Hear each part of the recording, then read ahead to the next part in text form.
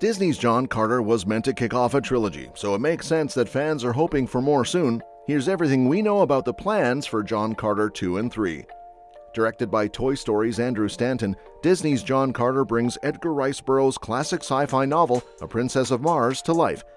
The film excels in creating a rich, myth-filled universe with an epic cosmic conflict that sets the stage for romance and stunning CGI action. The story follows John Carter, a Civil War veteran who ends up on Mars and discovers he can leap great distances due to the planet's lower gravity. With plenty of source material from the original novels, there's more than enough for at least 2 sequels, and the 2012 movie ended on a gripping cliffhanger. So let's reveal everything about John Carter 2's story.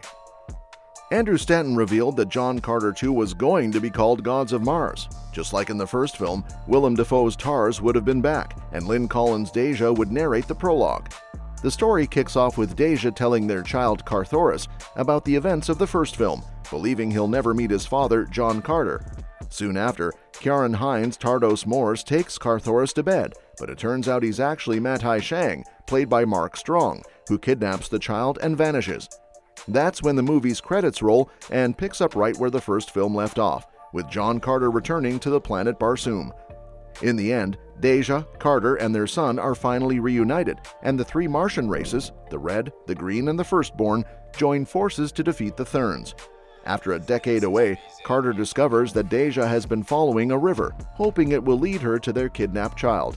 Teaming up with Tars Tarkas, Carter tracks her to a modern underground city ruled by the Firstborn. These Firstborns worship goddess Isis and have been overseeing everything on Mars, from water and air to food and plants, since the planet's earliest days. Realizing that goddess Isis is just another one of Matai's shape-shifting disguises, Carter sets out to reveal his true identity to the Firstborn and rescue his son. The climax of John Carter 2 involves a dramatic moment where Carter nearly kills his own son, who has been transformed into a superhuman warrior by Matai. Ultimately, Deja, Carter, and their son are reunited, and the Red, Green, and Firstborn races unite to defeat the Therns. Now this takes us to the third part, so let's discuss everything we know about third part story. John Carter 3, titled Warlord of Mars, sees Carter racing against time to stop the Therns from destroying the entire planet. The Therns use their shape-shifting powers to disguise themselves as leaders of various Martian races, stirring up conflict between them.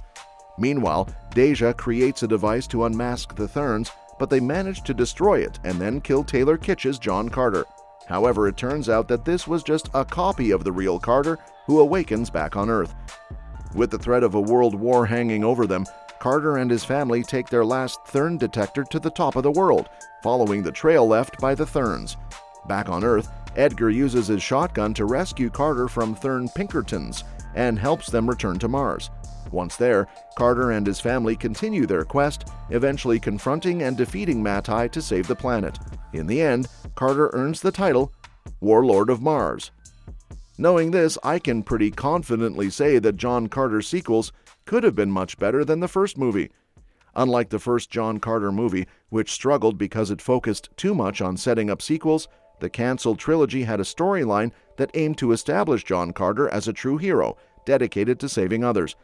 In Gods of Mars, Carter uncovers Matai Shang as a false god to the Firstborn, a race living in a high-tech underground city after Shang kidnaps his son. The second film would have ramped up the stakes as Carter and his allies fight to rescue their child from a significant threat. In Warlord of Mars, Carter's copy is killed on Mars by the Therns and is also in danger on Earth. After being saved on Earth, Carter returns to Barsoom to face Matai Shang in what would have been an epic final showdown. The sequels were set to showcase a visual evolution as well. With a greater emphasis on modern technology, the sequels would have enabled the studio to enhance the visuals, making them more engaging compared to the first film. The underground city of the Firstborn would have provided an ideal setting for this upgraded visual style.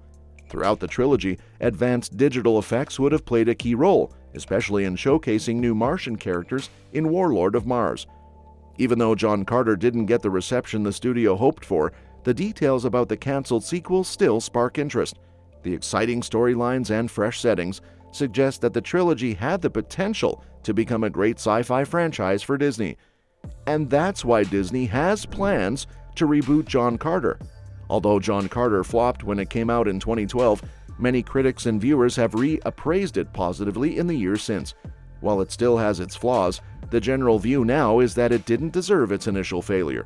If the rumors are true, Disney has noticed this shift, and in 2023, there were hints that they're planning to reboot John Carter in an effort to turn Edgar Rice Burroughs' Martian sci-fi adventure into a successful franchise. Even though several sources have hinted that Disney might be eyeing a John Carter reboot, there's been no official confirmation from the studio. However, considering the novel's success, it's not far-fetched to think Disney could revisit it. After all, studios, especially Disney, known for its live-action remakes, often turn to older intellectual properties for new projects.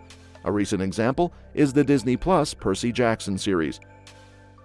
Rumors suggest that if a John Carter reboot is in the works, it might be as a series for Disney Plus. While this should be taken with caution until the studio officially confirms it, it would be an exciting development for fans who missed out on the planned John Carter 2 and 3. Taylor Kitsch, the star of John Carter, has shared his thoughts on the film's box office flop and its subsequent cult following.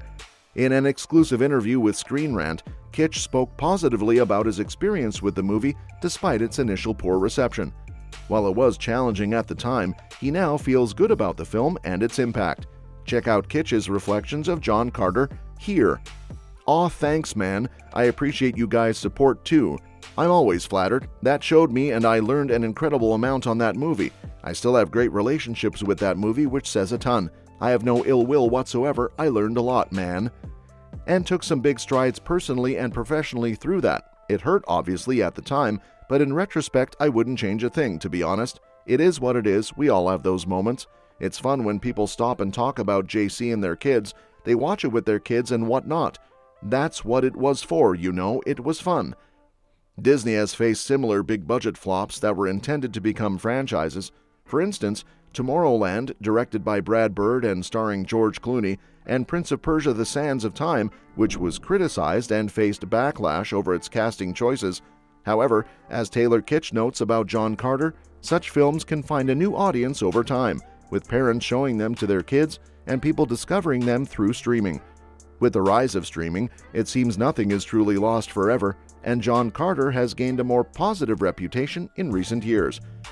Kitsch's career faced another setback in 2012 with Battleship, a big-budget adaptation of the board game that also failed to meet box office expectations.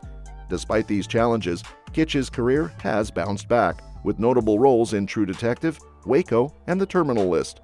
While John Carter might be remembered as a flop, Kitsch values the experience and the film's growing cult following. That's all for today. If you enjoyed the video, give us a thumbs up and let me know what you think in the comments below. Don't forget to subscribe for the latest updates and hit the bell icon so you never miss a new video. Thanks for tuning in, and we'll see you next time.